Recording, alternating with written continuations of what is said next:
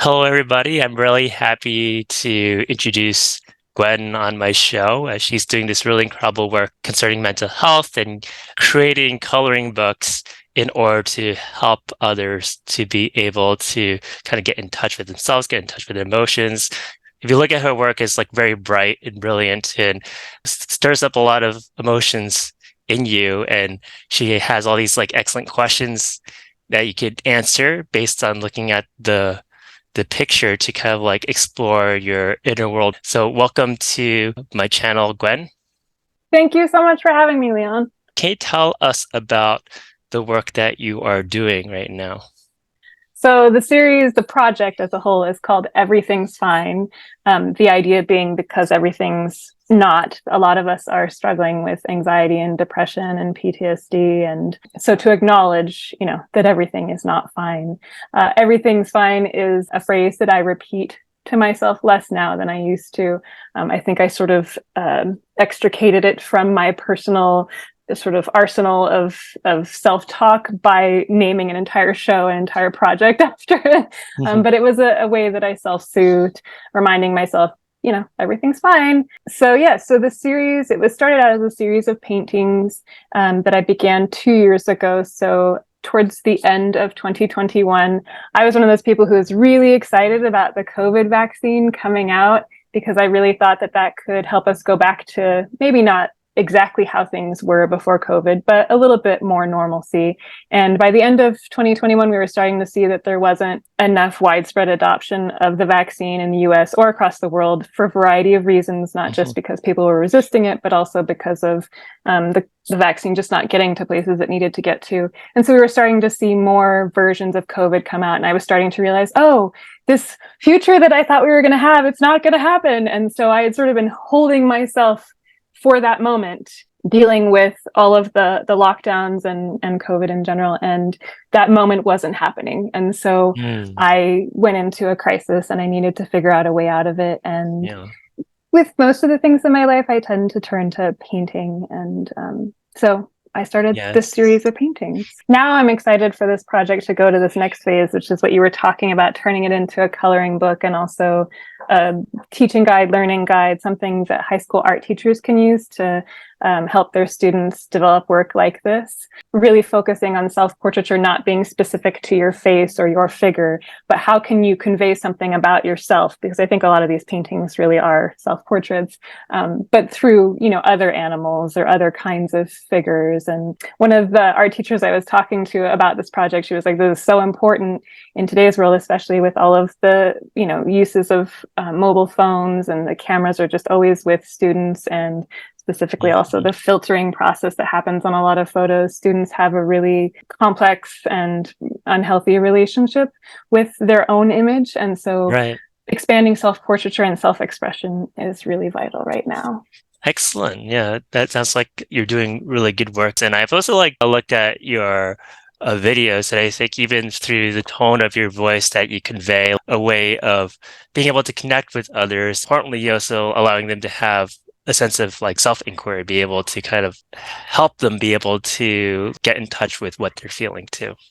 That is such a huge compliment. And it goes back to, anyway, it is, but it goes back to when I was maybe 15 or 16 and someone told me that I sounded like a shopping cart with a runaway wheel. Like I just sounded like this squeaky, out of control thing.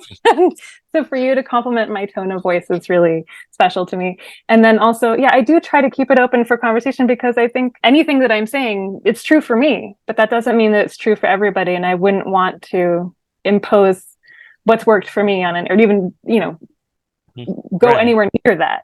Of course. Yeah. And whenever I look at your work, it's always, especially like the work on this project, and you ask the questions, there's something that's like imposing, so like very exploratory, like eliciting curiosity and non-judgment. So these are things I appreciate about it. Thank you. I was recently talking with Dr. Nisha Gupta. She's at the University of Western Georgia, I believe. And she's a psychology professor, and she does a lot of research sort of at the intersection of psychology and art. And she was encouraging me to use the art therapy way of captioning my work or questioning my work. She likes the captions that I have right now, but she was also like, what about dialoguing with the image? The idea of sort of personifying different elements of the image and asking a viewer to, tell you what they think, this particular element is saying to them. Mm-hmm. And I like that idea. So I'm excited to actually, I like that you like the text that I have there now, but I'm excited to rework it and to include, before all of the text that I already have, some more, even more open-ended questions. Good. That's wonderful. So one thing I want to ask about, can you tell us more about that curriculum that you're creating? I would love to. I'm still working on it very much, so it's very much in process. I'm going to be doing a couple of workshops coming up for teens in my local area, trying things out with them. I'm very interested right now in the way that teens, especially, I think all humans do it, compare themselves to others. I think we all do it because it helps us understand who we are when we compare ourselves with others.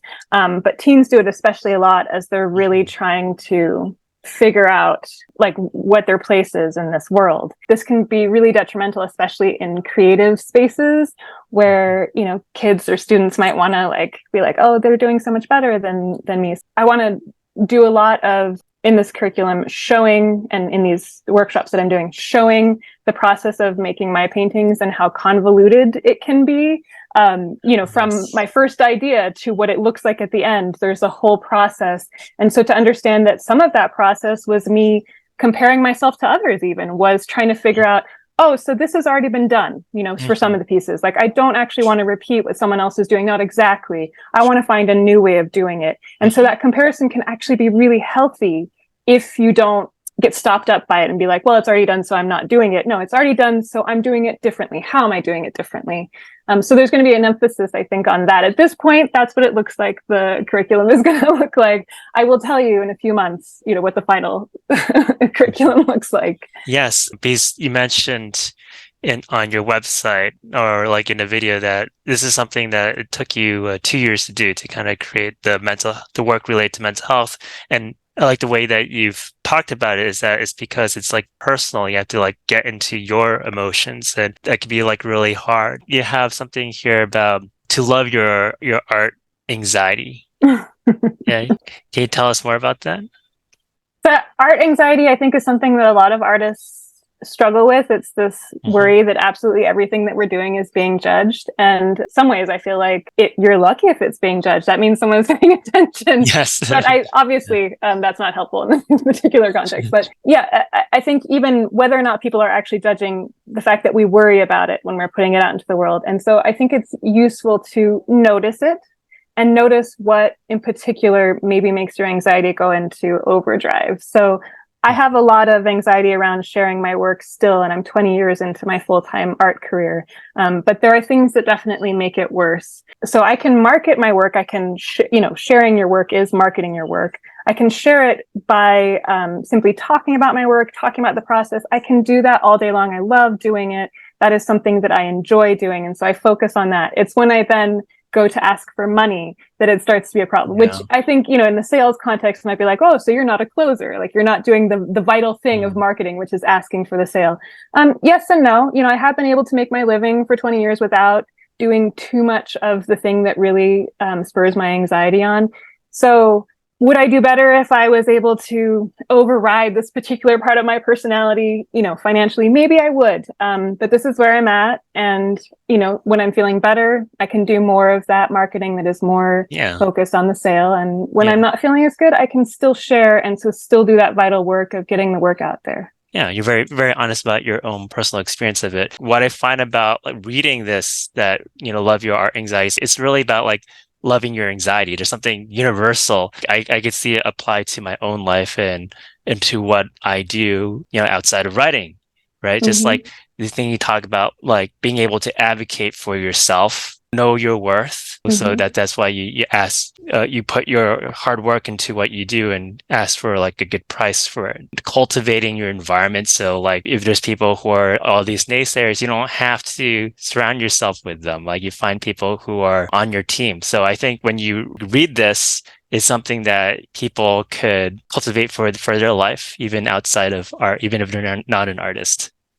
I hope so. And it is a constant journey. I recently have realized that I'm doing a lot of, taking care of myself by avoiding certain things that make me Yes. more anxious. But that's not always taking care of yourself either, because then that avoidance becomes its own issue and sort of feeds that anxiety. So, Mhm. this is every time you think you're like, oh, this will work, this coping mechanism works. Oh, it's just a mechanism, and it comes with its own baggage too. So it is just a lifelong process. Yeah, maybe you could tell us about like how like that anxiety plays out. So maybe how you observe it in yourself and others, and what are some ways to handle and take care of it? So my main physical outward expression of my anxiety Hmm. is sweating profusely. Hmm. And like I am sweating right now. It Hmm. is just a part of my life, and it's become it's because it's been so much a part of my life that it actually has dictated, how I dress. Like I like to wear a lot of tie dye. I don't know if you can tell, this is tie dye, because it tends to hide it a little bit better. Hmm. There's there and then from oh, I'm going to tie dye everything in my life so that I can mask this issue that I have and Hmm. that is not socially acceptable. I'm sure that has influenced my art as well, like the way that I, use color and the way that I appreciate sort of the abstract I see. patterns of tie-dye, so it ripples out. So I feel like you took something that's like personal, and we take something that's vulnerable and we turn it into like our art, or we turn it into what we do in life, right? So I'm in mental health counseling, and there's the story behind it. Something I struggle with is social anxiety, and reason why I do videos is presentation, like being able to convey and communicate a message. It's all stemming from somewhere, and it's become something. So I've made it into something, and you've made it into something. And yeah, I definitely see the influence now you're talking about, like looking at your artwork. Yeah. Kind of beautiful, right? When you can trace it back like that, suddenly the anxiety is beautiful. It's sweat inspired artwork. Yes, right. Yeah. That is not something I have shared very widely. So this is sort of, I think this is the first time that I'm sharing it like on the internet. So this is an exciting moment for me. Yeah, so I really like what you mentioned about like how everything's fine and how you use that to self-soothe, and then it sounds like it kind of like takes on like another meaning, right, through your work. Before it's like almost like a way to kind of like shut out feelings, right? But it's become something else. Can you kind of like explain that a bit more? Yeah, it's true. I didn't totally think of it that way until you were just speaking about it. I think I went directly to that title really early on in the process. I often have trouble titling projects, and this one I was like, no, it's called Everything's Fine. I know that, Mhm. but I don't know how understandable it is to everybody else, because I know that, for example, I have a writers group that I work with, and I often, give them like my artist statements or things like that to get feedback on. And there were people in that group who were like, well, everything is fine. Why are you saying everything's fine because everything's not fine? I don't understand. And Mhm. so to just get this wider picture of like what that phrase means to everybody, and it does have all of these different layers to it. Um, Yes. a Yeah. lot of people recently came back when I announced the Kickstarter for the coloring book part of the project. A number of people came back to me with, well, did you know that FINE is actually an acronym for, it can stand for all kinds of things, like, I will not use the F word, but effed up, insecure, neurotic, the F, the I, the N, the E. I forget what the E Mhm. stands for, but there's a lot of different things that FINE can stand for, but it usually is sort of like a play on being mentally not well. Yes. And so it's kind of funny that I ended up using that phrase when it's already been sort of adopted as this sort of on the down low way of talking about not being okay. It all comes down to like the sense of self-acceptance. That's what it means.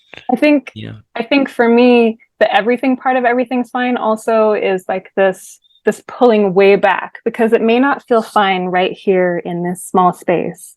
But when you Mhm. pull way back to you're just this tiny creature on this tiny planet in this massive Yeah. universe, everything really is fine. Yes.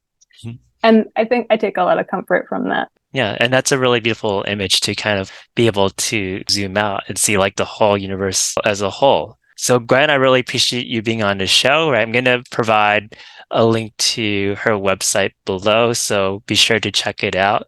Thank you for being on here. Thank you so much. I've had such a lovely time. Hey guys, I have a new article called Freeing Yourself from How the Past Should Be. If you'd like to check it out, I have a link to this article down below in the description box.